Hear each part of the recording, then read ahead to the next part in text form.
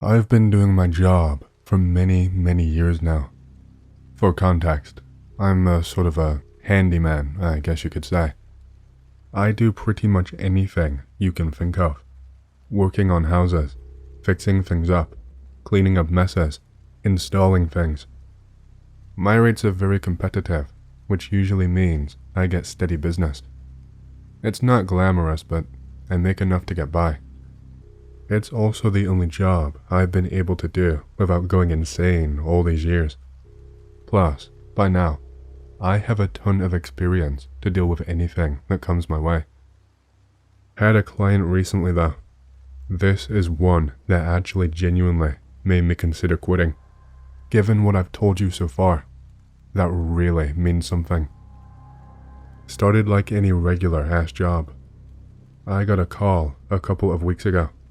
Not a client I'd ever done any work for before, but word usually gets around town about me. Let me just stress, I do not do anything dodgy or illegal. I am reliable, work hard, and I'm one of the few not trying to screw ordinary people out of every penny they have. The person calling was the owner, a middle-aged woman going by the name of Margaret. She seemed decent enough on the phone. Said she got my contact info from someone on her school run. One of the other mothers, she said. She told me that she needed help and didn't really know where to start. See, she had inherited this house. Her mother had passed away and it was left to her. She already had a house and was desperate to fix it up and sell it ASAP. Said she only had bad memories of the house. Also said that she couldn't afford the extra maintenance and taxes anymore. Sounds fair enough to me. The place was fairly old. I estimated 1950s just by looking at the place. She said it had been sitting vacant for about 3 years now. Said she was hit pretty hard by the death and grief took its toll. Basically, stopped her from getting around to it at all. She mentioned the place smelled bad and was in a bit of a state, but nothing that couldn't be sorted. I took some notes about what needed doing and made a plan. I called to the house around 1 week later, on a Tuesday afternoon. No, I didn't sleep in. I have prior work I had to finish up. Not all of us with trade jobs or lazy fucks. The place was a little farther out of my way than I initially expected, but it wasn't an impossible task. It was nestled right on the edge of town. Place was a shit heap from first sight. Old, run down, overgrown, you name it. I could get it done with enough time. There wasn't anything alarming that was outside of my wheelhouse, thankfully. Margaret told me where to find the spare key and gave me a list of urgent jobs. Never met her in person. All of this was done over the phone and text messages. First day went by okay. Just basic plumbing stuff.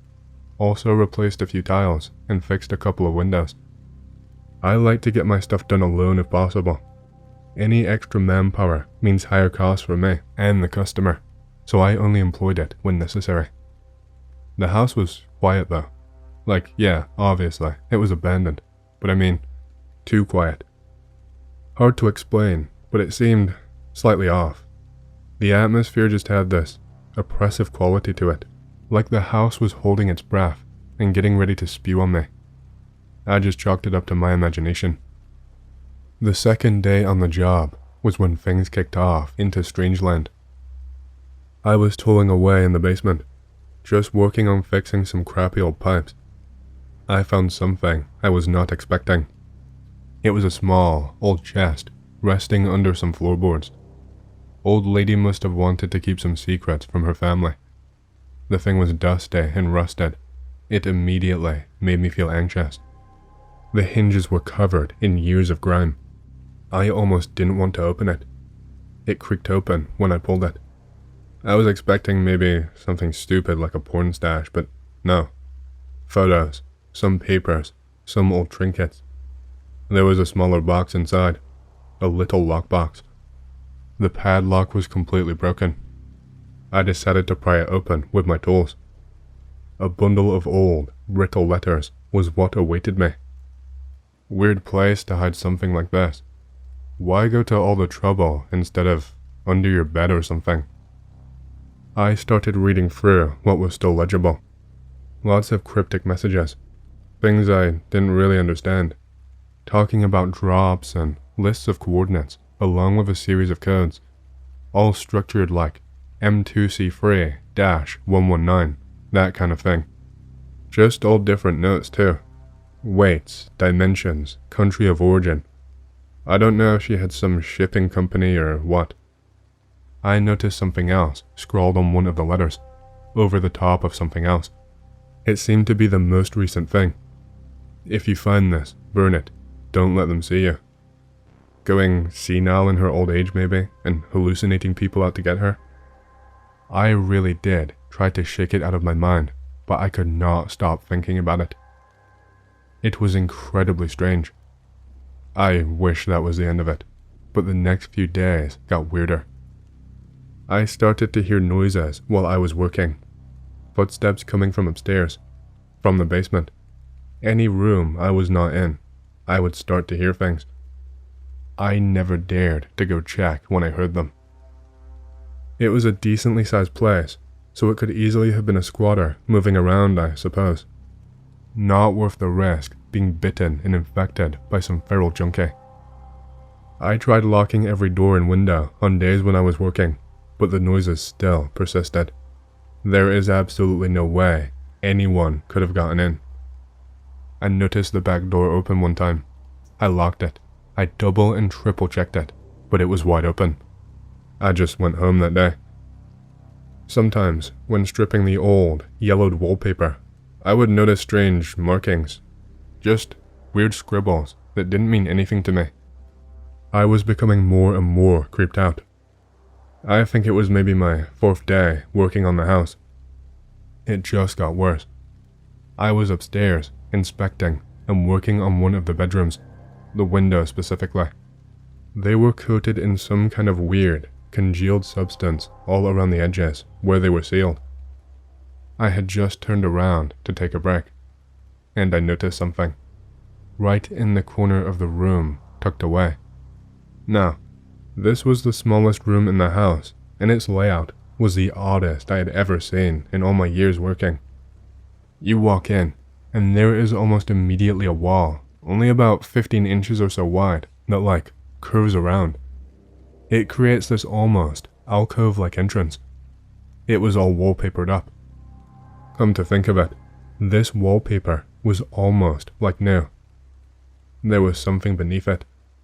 It is not immediately visible.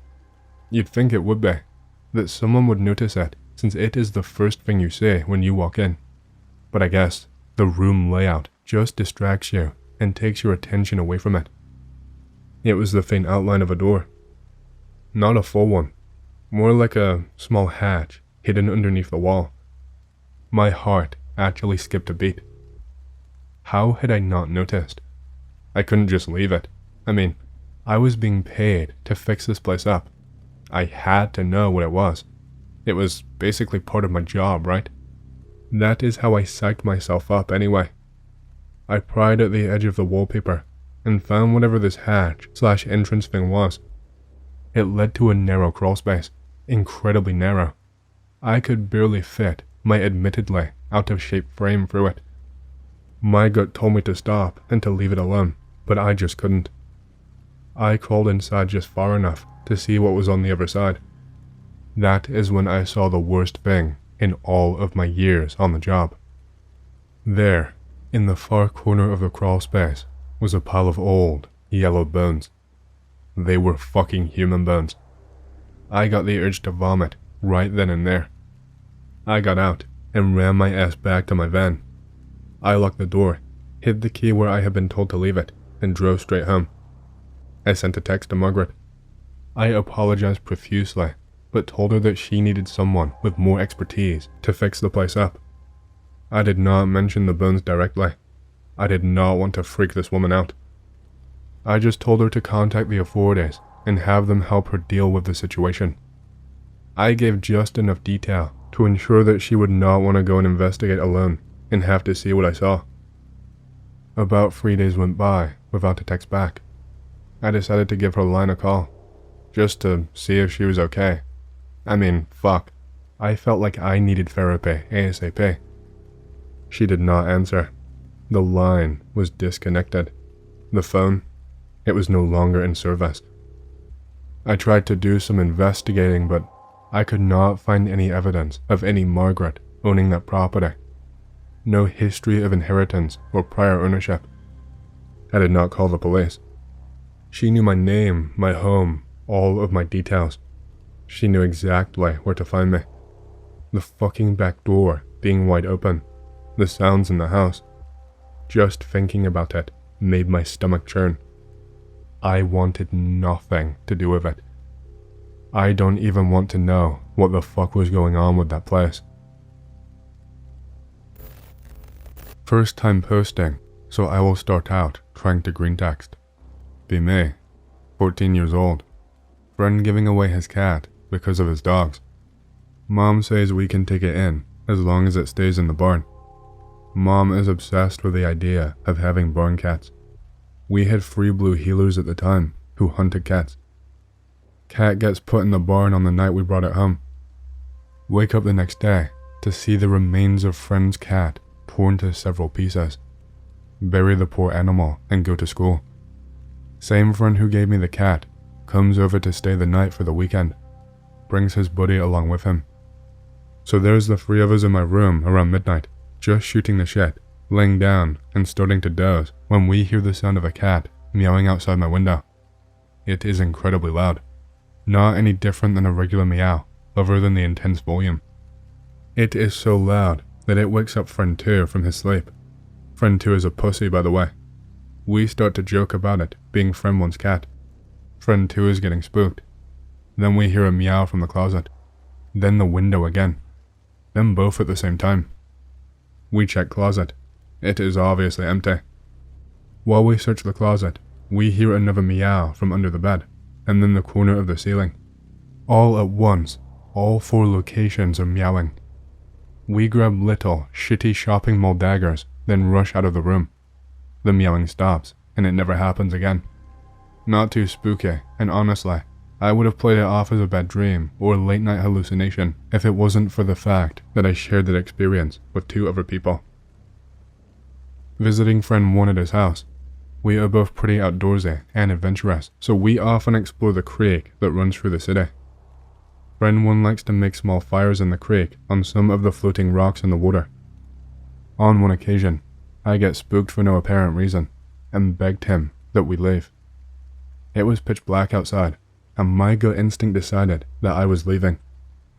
He did not want to go, but was not about to be left alone in the middle of a creek at night. As we were leaving, I kept glancing behind him. After making it about 50 feet from the small campfire on the rocks, I glanced back and saw something. Behind the dying campfire that we left, there were 3 silhouettes of what appeared to be dogs, sitting on the water. Mind you, the rock that we built fires on was in the middle of the water. The creek itself was about 4 feet deep. Those shadow dogs sat in a horizontal line from left to right, perfectly aligned with each other. I say dogs, but that's because it was the only frame of relevance my brain could latch on to in the dark.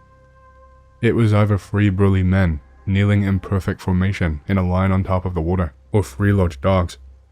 I never saw them move, but as we picked up the pace to exit the creek, they would keep pace with us, always sitting, constantly getting closer. The slippery terrain made navigating back to town a panic-inducing trek. Every time I would turn around to check, they would slowly get closer, closing the distance. It was like floating statues of large canines keeping pace. The thought of those things being in the same spot that I had just traveled seconds ago made me nope out into a full panic sprint. We did not stop until we made it back to friend's house. At that point, he accused me of being chicken shit and was quite upset that we left. I was just glad to be safe again. Friend 1 was not a prankster. He really didn't even have a sense of humor. We don't talk much anymore since he did me wrong a few years back. I say this because we went back to that creek pretty regularly after that incident. I felt brave around him because he didn't seem to really notice or care about anything supernatural that occurred around us. He was either oblivious to danger or did not feel fear. One night, at the same creek, we built yet another fire on the same large floating rock. Same setup, same darkness. The only difference is that about a year had passed. Fire begins to dwindle. Friend says he will stoke the fire. Asks me to gather some twigs and shit for fuel. Leap off fire rock onto the bank. I wasn't even 5 feet away from friend as I started to pick up some twigs in the dark woods. Hear the most savage, stab victim scream from a woman's voice coming from behind the tree next to me. Nope the fuck out, leaving friend in the dark. I don't even care. Friend gets back home 13 minutes later. Friend is pissed that I left him and calls me a liar. What the actual fuck? The scream was only 5 feet away from him. If there are any Texas bros in the thread, you may know about the Marfa Lights. For those that don't, they are will-o'-the-wisp-like lights that appear on this one ranch in the middle of bumfuck nowhere, Texas. Folks have tried chalking it up to lights on the nearby highway, but there are reports of cowboys and Native Americans seeing moving campfires in the area before cars were invented, so that explanation does not hold water. Serious research into the cause has been limited to the efforts of crackpots and nutty professors at local community colleges. I think this is because the lights draw in a healthy amount of tourism to the area, since otherwise the only thing to do is hike, browse antique shops, and eat at some pretty good local restaurants. If an explanation was found, then it would likely have an adverse effect on the town's economy. We'll type up my personal experience with the lights in my next post. Be me in 2019. Family is going on vacation to Marfa for Christmas to visit a friend of my dad, and because my mom loves old antique shit. Dad is a cop that does work along the border, so he has access to high quality IR thermals. Ask him to bring his thermals with him so we can see what these lights look like in IR. Dad agrees, but we don't actually drive out to see the lights until the last night of our trip. Drive out to the viewing platform they have on the side of the highway. Start getting the thermals ready. Realize that we forgot the fucking batteries. My dad, with nearly 30 years of tactical experience and a lifetime of inner-woods experience, forgot the fucking batteries to his thermals. End up just watching the lights with the naked eye like the rest of the normie tourists. The lights weren't even that powerful that night, so I ended up spending the rest of the night stargazing. I'm really bummed because that was legitimately the closest brush with the paranormal that I've ever had. Despite having a huge interest in this kind of shit, I've always been the opposite of a weirdness magnet. Also, I've since moved out of the US, so I likely won't be headed back out there for a follow-up investigation anytime soon. Okay, this happened yesterday. My dad calls me around noon. Asked if I can help an uncle to pack his stuff before moving. Okay, no problem. Pick GF and 2 of my cousins for extra help. Drive around an hour to my uncle's place, a dilapidated building dating from early 20th century. My uncle, he is 80 years old, has lived there since he was a kid. The building is condemned and about to be demolished, so uncle has to move out this month. His home is a wreck, wallpaper is peeling off, mold everywhere. There is a fuck huge hole in the ceiling. Metal stairs shake like a Jenga tower every time someone goes up. Help uncle to pack stuff and move boxes downstairs. GF notices there is a big closet in uncle's bedroom made of solid wood, weighs a ton, and has this mirror in front of it. Uncle explains it used to belong to his mom and has a lot of story behind it. My grandparents hid a priest inside during the Cristero War, a period of Mexican history when Catholic priests were hunted by the government, and uncle almost died inside of it during a game of hide and seek in the early 50s, and according to my uncle, the closet shakes by itself, and you can hear knocking coming from inside from time to time. Too spooky for me. One of my cousins, let's call him Max, remains in uncle's room to clean some shelves and throw out some garbage.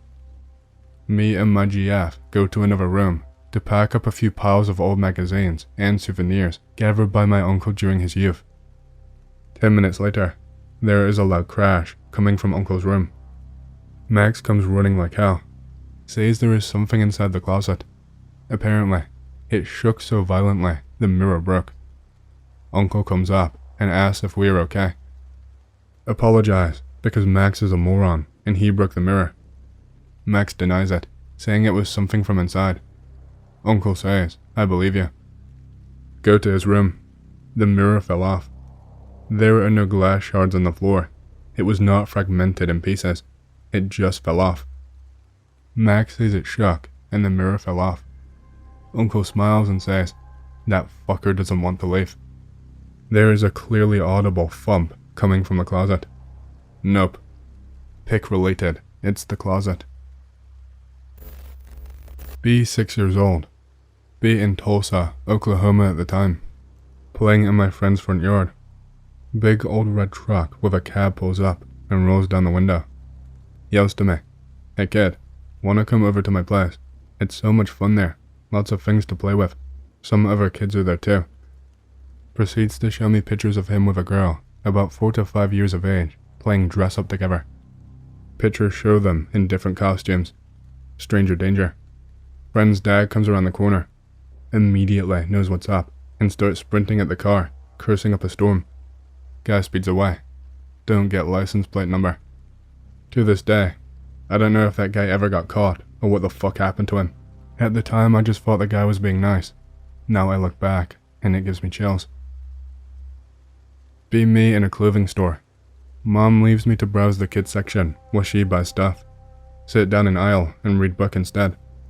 Low foot traffic, especially no kids, since kids don't fucking shop, because it's a middle upper class chain on the outskirts of a posh district, and there is Target across the street to siphon up the poor folk. Some older guy begins browsing back and forth in the aisle I'm squatting in. Good book? Nod. Yeah, I like books too. What are you reading? Hey. Point spine at him. It's beat up Dragonlance that has seen many hands from used bookstore, so he can't get a bead. Oh, I know that one. It's my favorite. You get to the ghost part? He was stuck assuming it was Goosebumps, since that was the child fad at the time. Ghosts are so scary. Are you scared of ghosts? I hear there's ghosts in the store. This isn't a spoopy ghost story, by the way. Just following OP's lead. Aren't you scared? It's so dark where you're sitting. Store decor is black, with fairly spaced out spots lamps, so there is slightly lower light areas every few feet, and I have a preferred light level and color warmth for my reading, depending on paper color. Hey, book boy. If you're scared, you can come over to me. I will protect you from ghosts. Boo. Hey. He gets fed up and walks off. My low level of autism and desire to read protected me from a predator. Thing is, that due to the prices and sales, my mom would drag me to the store 4 to 5 times a month after school so she could browse an hour or two. I would encounter in autism away encounters like this upwards to 7 times a month. Could say some of them were just being polite if attempting to converse with a barely responsive child for more than 5 minutes is considered polite. Could say some of them were repeat attempts. Would not know, since my nose was glued to my books. Worst of all possible worlds, that store was located in range of maybe 50 predators. At best, maybe 10 to 20. No dedicated Inner Woods general, so I guess I will just say it here. Few months ago, I finished some contract work in Cody, WY. Nothing special, just construction. Point is, that I was near prime hunting areas. With just enough passing knowledge of hunting, and a way to tell a story while drunk, I frequented a few bars and basically told Innerwood stories there as though they were my own. Rundown is basically, get to bar, have a few drinks, mingle with people. If conversation steers to hunting, tell a few stories. Generally just tell weird shit that happened to me. Never mention missing friends or strangers or anything. Usually just, weird animal carcass, can you believe it? Got me a few free drinks from strangers, which was my intent. Fast forward 8 months, nearing the end of my contract. In the middle of one of my stories, an older Native American fellow walks in the bar, gets a drink, and hears me talking. The whole while, he is dead ass staring at me. Story trails off because he weirded me out. Later that night, I finish my drinks and call a cab. Waiting outside, when the Native American taps my shoulder. Asks, when was the last time you went hunting in that area? Tell him it was 4 or 5 years ago. I lost interest in hunting. He nods and says, you're lucky. Don't go back there for a few more years. He heads off down the sidewalk as my cab pulls up. He was probably just fucking with me, but still. This was during the abduction craze in America, around 2001 I think. 2nd grade, maybe 3rd. After school, I go to my best friend's house every day until my mom gets off work and picks me up. She was best friends with my best friend's mom. Family friend is a babysitter for us, pretty much plays video games with us and cooks for us. Playing outside in the cul-de-sac, he lives on top of it. Out of fucking nowhere, a giant white van appears. It's doing like 50 miles per hour plus, in a neighborhood. Almost runs into me and my friend. Slams on his brakes and just stares at us. Babysitter grabs us and throws us inside. Locks all the doors and closes all the blinds, except for the ones upstairs so we can still see him. Older, 40s maybe. Fat and unkempt facial hair. He just fucking sits there, not even in the driveway, the middle of the cul-de-sac for like 2 hours. Babysitter is freaking the fuck out. Calls best friend's mom and asks if she should call the cops. I don't remember if she did or not. He eventually just drives off before anyone gets off work. The strange thing was, this continued for like 2 weeks, if I recall correctly. Every day at the same time, he would just show up and sit there, staring at the house for no reason, and leave at the same time. It was fucking weird. That house was super paranormal though. I still have nightmares about it. Worked at a local convenience store for a bit. Tiny place. Honestly felt more like a shack than anything, but that place was fucking creepy. I worked early morning shift, and it was always during winter when 6 AM was pitch black that something spooky would happen. 2 times come to mind as undeniably X. First time I was checking in and letting the dude on night shift know he could go. He had to hang around for a bit because he needed his brother to pick him up or something. We were talking about Fallout 3, our only shared interest, when the door to the men's room started swinging open and slamming shut over and over. The lights were off in that bathroom too, and we both jumped and nearly shit ourselves over how loud it was. By the time my heart dropped out of my throat and back into my chest, it swung open the last time and did not close. We were too pussy to go and shut it, so the other dude grabbed a broom and poked it shut. The other time I was alone in the store, some old lady had come in for smokes, and she was making small talk.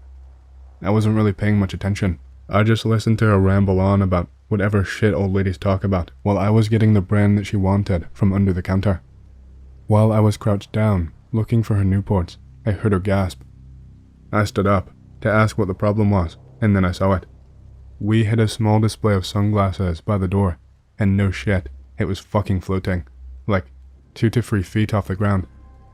All I could muster was just saying what the fuck out loud, only for it to fall down and spill cheap plastic sunglasses all over the place. Hell yeah, brother, that's the good stuff right there.